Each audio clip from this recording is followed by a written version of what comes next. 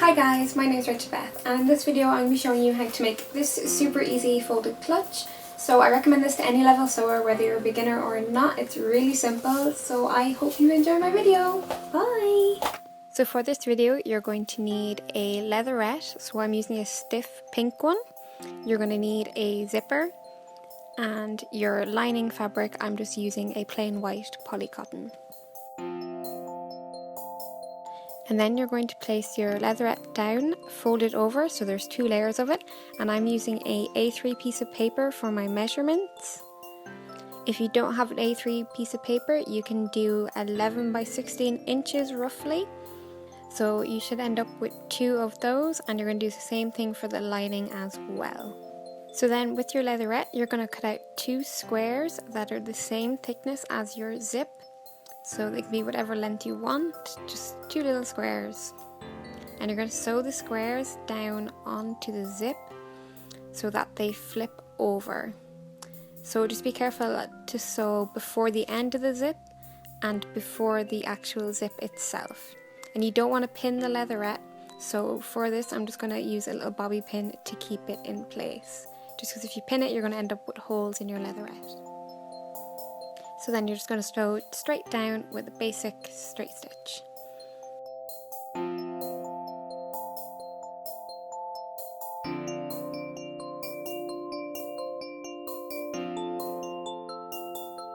So next, with one side of the leatherette, you're going to place your zip down evenly across it, and I'm just going to pin it in place where I know the leatherette's going to be on the inside, so just at the very edge, so you won't see the holes in it.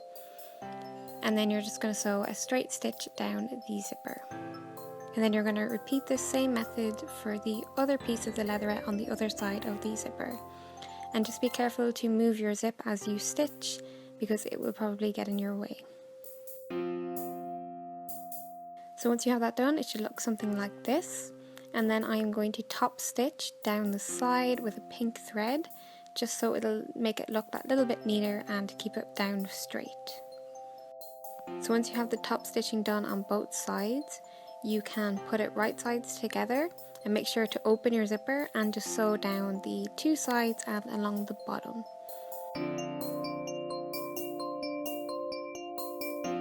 Once you have this done, you can snip the corners and turn it right sides out. So with your lining fabric, you're going to do the same thing. You're going to sew down the two sides and across the bottom and cut the edges. And then you're going to place it inside your main one, wrong sides together. And you're going to just fold over the raw edges at the top and hand sew it to the zipper on the inside. So you're not going through the leatherette, you're just going through the zipper and the lining fabric. So for this, I'm using an invisible stitch, which you can check in my easy fitting cat kitten top. To jazz up my bag a bit, I decided to make a tassel. So you're just going to cut loads of thin strips out of your leftover leatherette.